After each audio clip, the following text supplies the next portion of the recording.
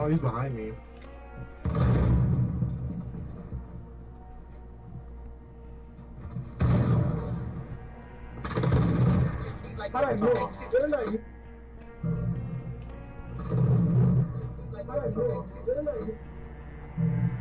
Yo.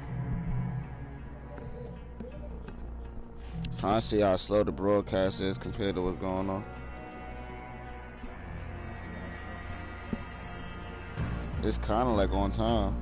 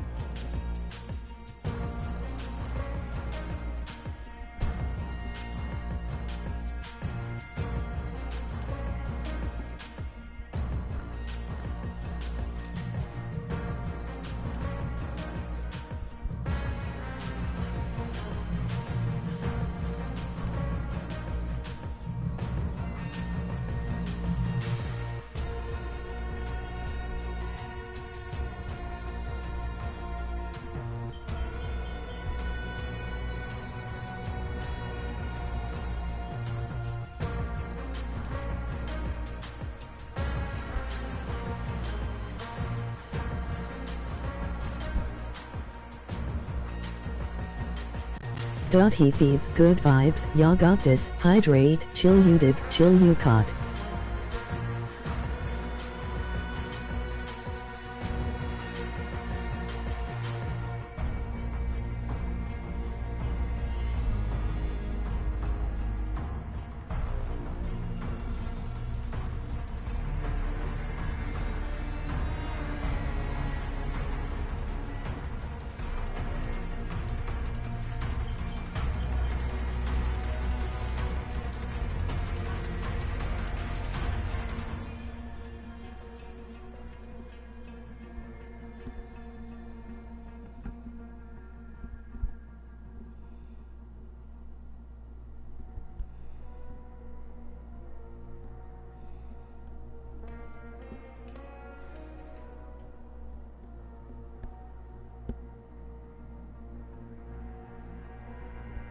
At web.com, you won't find the latest sports scores. But if you need to build an online store, you'll find everything you need. Just drag and drop, or have our experts build it for you. Click now to start for just $3.95 a month. Learn about crypto and get paid as you learn with Coinbase Earn. But we all knew this day was going to come. It's here now. Let's fix this. So you've probably heard the news by now that this week many top streamers on Twitch have been hit with DMCA takedown notices or copyright strikes for music that has been used and found in clips over the past few years. This is even worse for those of you that are creators that have been streaming for several years now and potentially have thousands of clips on their Twitch channel that could earn them a copyright strike. And Twitch, just like YouTube, have implemented a 3-strike system. So if you get 3 of these DMCA takedown requests on your channel, your whole channel can be permanently deleted, so deleting everything that you've worked so hard for. And this is happening right now to popular streamers who are getting multiple takedown notices from clips from 3+ years ago. But fear not, you've come to the right place. I promise you by the end of this video, this will no longer be an issue, because I don't only want to talk about what's going on Twitch right now with these takedown notices, I'm also going to be covering 6 different places where you can find great legitimate music that you can use in your stream without fear of getting a copyright strike. And we'll also be covering some tools that will help you go through your backlog of clips and VODs to make sure that you have no offending items. So let's waste no time, let's fix this. So let's start by talking about actually what is happening, because I've seen a lot of misinformation on places like Twitter. I've started working with a company to sift through a collection of clips from popular streamers, file takedown notices when they have found copyrighted music from their artists. Copyrighted music is essentially any music that you don't own the rights to broadcast. So I've seen some people saying that they pay for Spotify or Amazon Music or YouTube Music or any platform like that, but that is simply not the same. If you pay for a subscription to Spotify, all that does is give you the license to be able to listen to that music on a personal device. It doesn't give you the rights to broadcast that music to other people across the internet. I've also seen a lot of people raising their pitchforks at Twitch, asking them why they're issuing all of these copyright strikes right now, but really Twitch isn't at fault here. It's kind of taken out of their hands. Sure, there's plenty that Twitch could have done because the writing has been on the wall about this happening for the platform for a number of years now, but in terms of actually what's happening with these DMCA takedown notices and then a copyright strike, Twitch really isn't at fault. Like pretty much every other platform out there, Twitch makes use of something called Safe Harbor, which is built into DMCA, which essentially states that they are not responsible for the copyright infringement of users on their platform. But to be able to be protected by Safe Harbor, they have to follow a few different guidelines. Number 1, they must have a system in place for takedown notices to be issued. Number 2, they must follow through with legitimate takedown requests and actually remove the offending material. And then number 3, they must have a system in place that prevents repeat offenders. So what can you do as a streamer on Twitch to protect yourself from these copyright strikes and potentially losing your channel? Well, it really is as simple as stop using copyrighted music. It's gotten to the point now where Twitch is no longer a niche little website on the internet. People know about it, certainly now the record labels know about it, and they're coming to make sure that you're not using their content on your stream. If you think that the current situation is bad, I promise you it is only going to get worse. We've actually heard from Noah Downs, who is a lawyer specializing in intellectual property law, that these companies are also monitoring live streams as they happen for copyright infringement and are likely to act on that at some point too with takedown notices. It is Warner, and so Universal Music Group and Warner have invested in this company that's monitoring every stream on Twitch. And they have the ability to issue live DMCAs, they just haven't done it yet. And so it's super important to note that that level of enforcement hasn't even come through yet, where you're live and you're getting taken down live for playing music. Right now we're just seeing clips and VODs. So the simplest way for this to no longer be a problem for you is to stop using copyrighted music. I know that it sucks. I completely sympathize with you because it's been fine for years, but really this is a problem that is only going to get worse now. But the good news is that there are plenty of legitimate places where you can find music that you can use on stream legally and not get issued with one of these strikes. I put together a list of 6 different places with huge libraries of music that you guys can use in your Twitch streams, some of which are free, some of which are paid. Twitch actually used to have a free library of music that you could use on your live streams, but upon researching this video I found that they no longer support it, and the only way I could find the website was to use the Internet Archive to go back in time to see what it originally looked like. I'm not really sure why that's this disappeared and why it's been removed. But anyway, I've still got 6 great places where you guys can go to get music for your live streams. So starting off with 3 places that you can get music for your live streams, we'll kick things off with the internet classic, which is No Copyright Sounds. If you're looking for electronic music, No Copyright Sounds has been a staple on the internet since 2011. They've got hundreds of artists, thousands of tracks, and they're incredibly popular, especially in the YouTube community, as a place to go for copyright-free music. You can use any of their music on Twitch. All that they ask is that you add a credit to them by adding a link in your stream description. Next, we have our resident stream doctor, Harris Heller, who has been releasing music under the name Stream Beats for the last few months. These are more instrumental and ambient tracks, perfect for filling the background of your streams, leaving plenty of room for your own voice to chat over the top. Right now, as I'm recording this, Stream Beats is a collection of about 200 tracks, but as I said, Harris is adding more as time goes on, so this library is only going to get bigger. Next we have Incompetech, which is a website with around 2,000 different tracks that have all been created by musician Kevin MacLeod.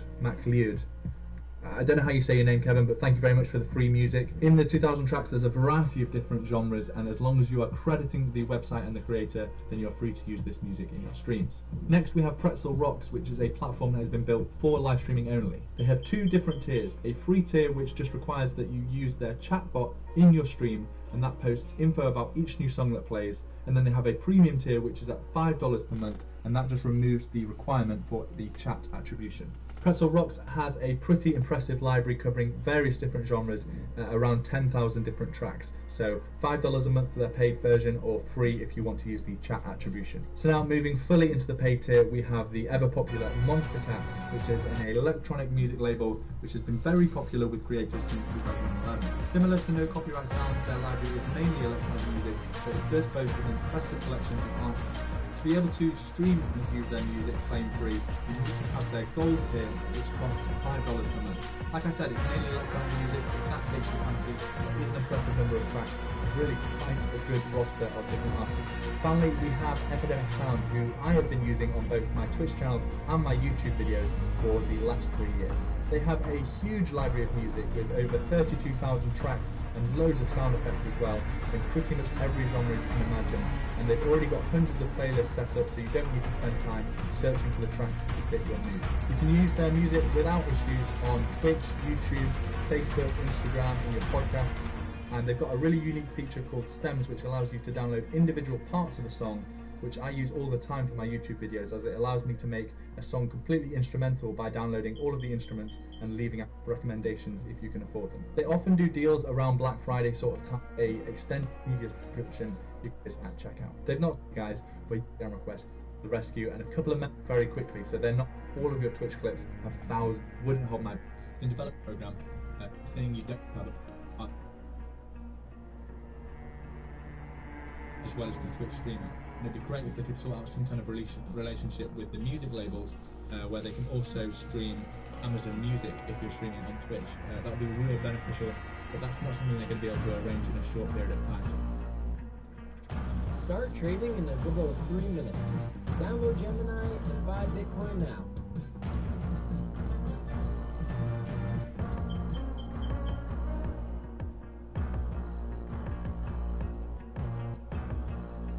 Businesses come in all different shapes and sizes. Whether you're just starting out, DMCA takedowns have been running rampant on Twitch this year, claiming copyright music left and right like Oprah in her prime. You get a strike. You get a strike. What if I told you you can play your music live on stream without that music track saving to your VOD? Hey, I'm the Night Caller, and I'm going to teach you how to do just that. All you need is your Spotify track to be in a separate source via GoXLR or Voicemeter, which is free by the way, and OBS Studio. For my fellow streamers that are using Streamlabs OBS, unfortunately this won't work because Slobs doesn't support scripts and plugins. I know it's super user-friendly and all that, but you should consider switching over because OBS Studio gives you so much freedom to do things. Once you have all that situated, we can get started. First thing you want to do is go ahead and click the GitHub link in the description to get the OBS multitrack stream script by Rat with the compiler. Scrolling down, and here you can read some notes and details about what the script does. Go ahead and read it if you like. Going down further, you'll see instructions on how to set this up, but I'm going to show you how to do that today. Download the script by right-clicking and saving link as. You can go ahead and rename the file, but I kept it as is. Next, you're going to want to keep the script in a safe place where it won't be moved or deleted by accident. So I went into my files to find the OBS Studios folder and moved it in there. I already have it, so I'm gonna skip. Now open OBS Studio, enable Cellar by its own audio source. OBS Studio, for those using VoiceMeter to which just started streaming on Twitch. Congratulations, that's the first step. You probably watched all these videos of how to grow your channel, but you probably realized that a lot of them have the exact same information. Network, be yourself, stuff that, you know, it's pretty much common sense. These are the things that I figured out that you can do to actually grow your channel and start building momentum on Twitch. Now, some of these things will be a little bit more obvious than others, but I do think there's some gems in here that can really separate you from the competition. Because let's be honest, it's hard. Twitch is ridiculously hard to get any sort of viewership on. The purpose of this is to get a couple of more people into chat, little things you can do to kind of just give yourself a bit of an edge over the competition.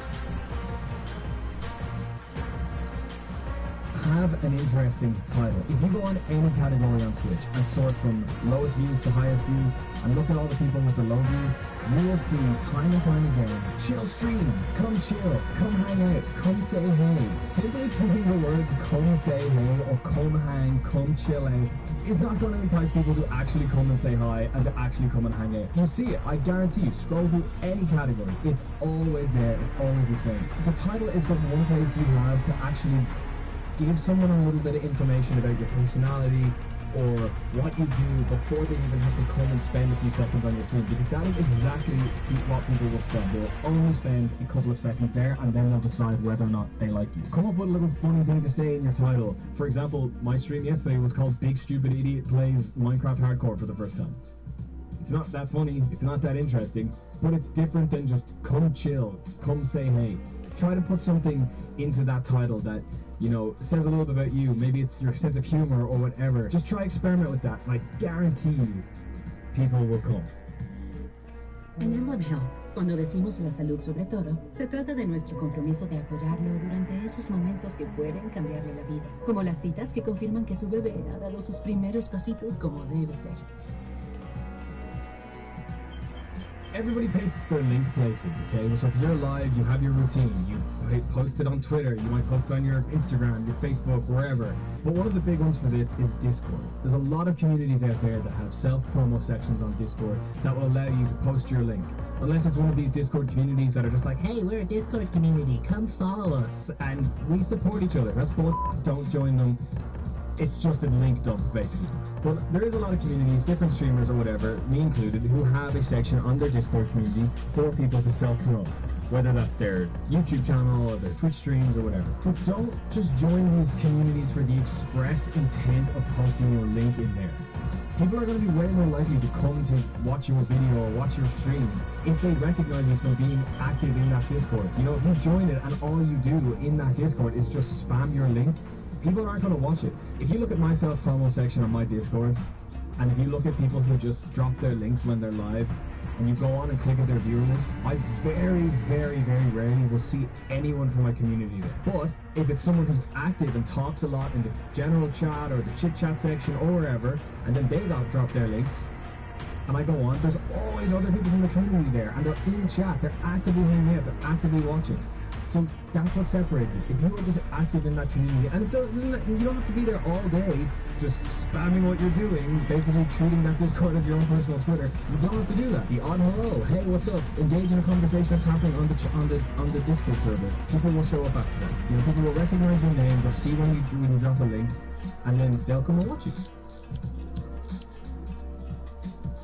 This is being said a lot, but it holds up so much. Turn off your view count on OBS or Streamlabs OBS or whatever it is you use to stream. Do not look at how many viewers you have. I know this is so difficult. I'm so guilty, even sometimes still, of doing this. If you want to grow on Twitch and if you want to be the person that's trying to be entertaining and not just relying on being some sort of pro gamer, treat your stream at all times like you have 100,000 viewers. Whether you have 1 or 100,000, don't look at it. You want to be on all the time.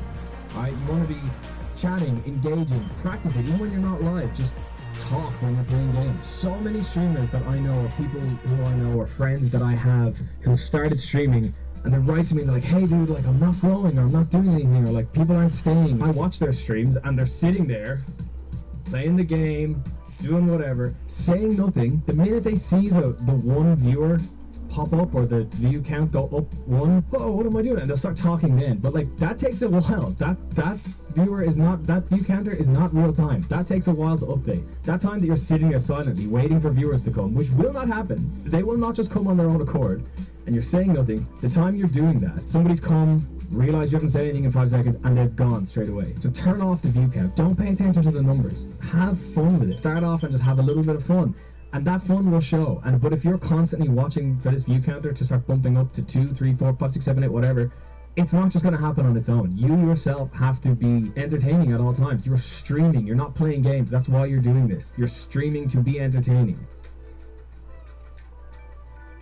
Choose your game wisely. So many people who like wonder why they don't blow up on Twitch, or wonder why they're not getting viewers because they're playing Fortnite or they're playing Warzone or they're playing whatever's popular, and there's 2,000, 3,000 other people ahead of them all streaming the same game. No one's going to scroll for 5 minutes to try to find your stream. Try and find a game that has a high amount of viewership but not a lot of people streaming it. For example, Subnautica was huge for my stream because at the time there was a lot of people watching Subnautica but not a lot of people streaming it. So if you go into a category and you have like the first person streaming there has say 500 viewers, the next person has 100, the person after that has 20, 10, then there's you at the bottom. These people are way more likely to drop off into the next few streams than they would be if there's 10,000 other streamers all streaming the same thing.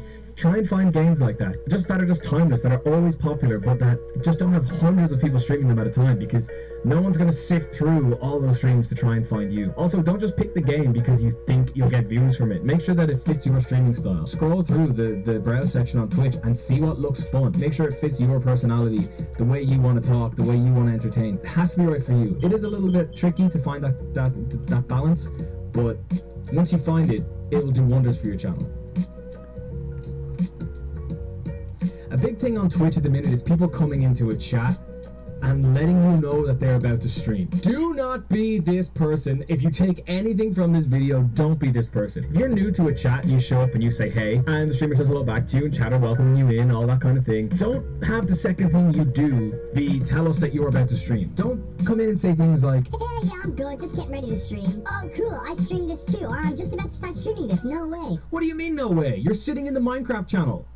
Alright, what do you mean this is such a coincidence that you just noticed that I'm playing the same game that you're about to stream? Don't backhand self-promote. It is so obvious to the streamer, it makes the streamer uncomfortable because they don't know how to react to you a lot of the time. When it happens to me, I don't want to be a dick. I don't want to be rude. I don't want to be like, go backhand self-promote somewhere else. It's just rude. Chat etiquette is a real thing. And secondly, it just doesn't work. You know, like if you come into a stream and just say, hey, I'm streaming this, and then leave, that doesn't tell us anything about you. It's just a waste of time. Don't be that person. Don't do it. It will do more harm to your channel than it will do good, and it's just not worth it. On the contrary though, if you are yourself a streamer and you have other streams that you watch and other communities that you're involved in, be active in those communities. Because chances are, if you make friends and connections through that community, they'll watch you. And this is what everyone talks about when they say networking. Networking implies that you have this like ulterior motive, where like you're only in a community to get views from it or to get followers from it. Whereas if you make actual genuine connections, A, you might make some really cool friends, B, those friends will probably want to support you in what you're doing. Don't network, make friends. They'll help you. Before you go live, check that everything works. I know this sounds really stupid and obvious, but hear me out for a second. The amount of times that like I've seen a stream or clicked on a stream